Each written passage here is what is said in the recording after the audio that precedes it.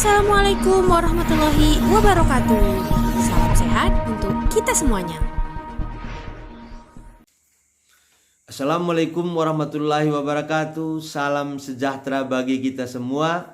Salam audit kepada Bapak Ibu para apip dan salam pengadaan kepada Bapak Ibu para pelaku pengadaan barang jasa dimanapun berada.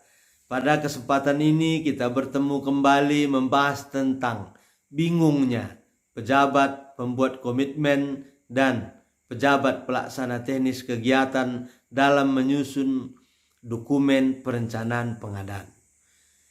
Bapak Ibu, kita tahu bahwa ada dua dokumen yang harus dipersiapkan oleh PPK maupun PPTK sebelum memasuki tahapan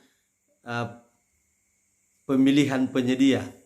Dokumen tersebut yang pertama adalah dokumen perencanaan pengadaan, yang kedua adalah dokumen persiapan pengadaan. Pada prakteknya PPK hanya menyiapkan dokumen persiapan pengadaan tersebut tanpa ada dokumen perencanaan pengadaan sebelumnya. Padahal dua dokumen ini sangat penting dan saling terkaitan. Dokumen persiapan pengadaan terdiri dari spesifikasi teknis, HPS, rancangan kontrak, dan penetapan besaran uang muka. Dan ini saja yang selama ini disiapkan oleh PPK dan dianggap sudah cukup.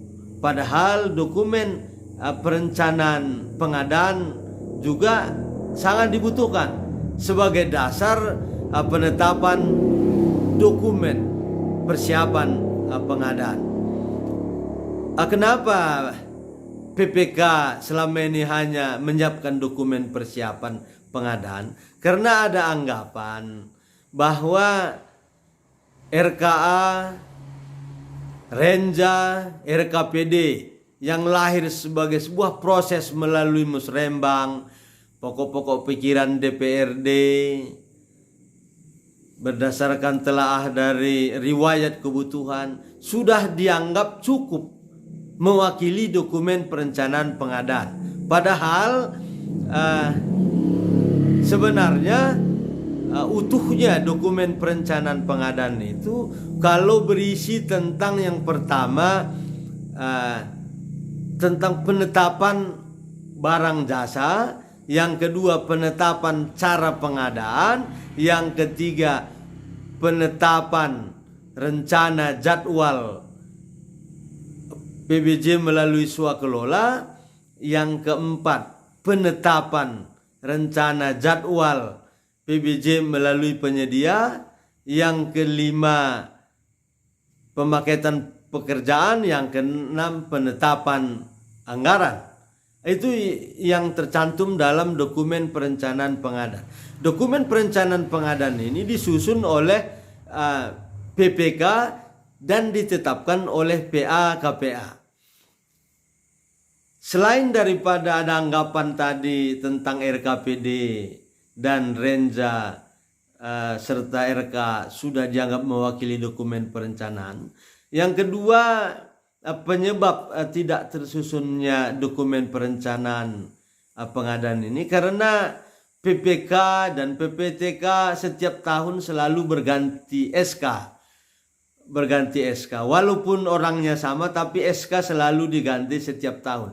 Oleh karena bergantinya SK tersebut, maka timbul kekhawatiran kalau disusun saat ini sebuah dokumen perencanaan untuk tahun depan belum tentu dia lagi menjadi PPK, dan dikhawatirkan PPK baru tidak akan menerima hasil kinerja dari PPK sebelumnya. Sehingga dianggap pekerjaan sia-sia. Sehingga ada anggapan tunggu sajalah PPK baru pada tahun berikutnya. Untuk itu maka kita mendorong, kita harapkan para apip sebagai pihak yang juga selain mengawasi, tapi apip ini sebagai tugas pembinaan tempat konsultasi mendorong OPD untuk menyusun dokumen perencanaan pengadaan tersebut, karena itu sangat penting sebagai dasar untuk penyusunan dokumen persiapan pengadaan. Pertanyaannya, dokumen perencanaan pengadaan ini siapa saja yang membubuhkan tanda tangan di sana? Dokumen perencanaan pengadaan itu disusun oleh PPK, berarti poin tanda tangannya menunjukkan penyusun adalah PPK ditandatangani. Selanjutnya kita tahu PPTK adalah tugasnya membantu PA KPA. Jadi tugas PA KPA di sini adalah menetapkan dokumen perencanaan pengadaan.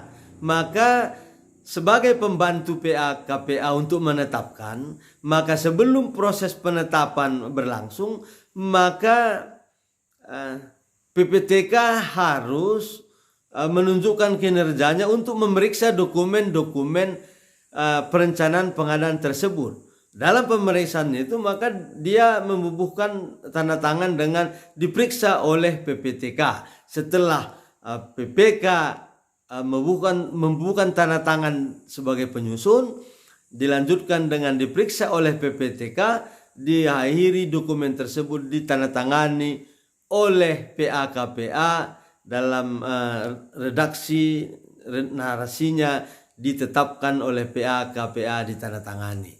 Begitulah pentingnya dokumen perencanaan pengadaan ini, sehingga nanti ke depannya bisa berguna untuk menelusuri atau tracing terhadap bagaimana riwayat dokumen sejak perencanaan, pemilihan penyedia, pelaksanaan kontrak, serah terima. Ini akan diketahui siapa-siapa saja yang dilibatkan dalam proses pengadaan barang jasa tersebut.